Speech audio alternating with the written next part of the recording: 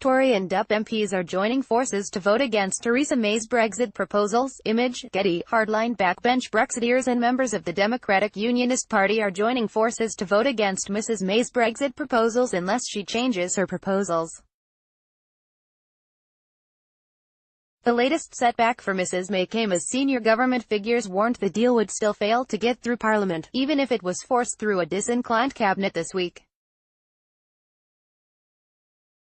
A defeat for the Prime Minister would more than likely spark a leadership challenge. A total of 51 Tories have publicly signed a pledge in opposition to Mrs May's Brexit plans.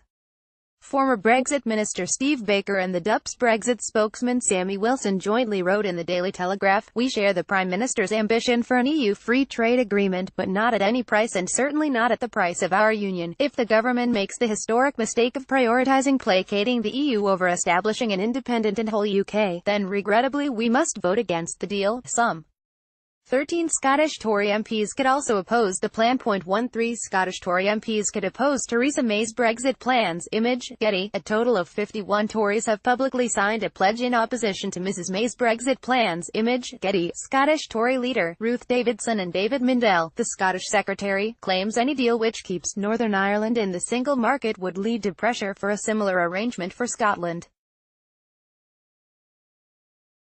They are also concerned over demands by the bidder bloc for EU boats to be free to fish in UK waters as part of the backstop deal. The warning by the arch Brexiteers and DUP comes amid an ongoing war inside Mrs May's party. The Tory leader is fighting against vast opposition across the Conservative Party who are opposing to an Irish backstop, or insurance plan. Ministers and MPs are worried this could allow for a border between Northern Ireland and the rest of the UK. The plan forced the resignation of Remainer Joe Johnson on Friday.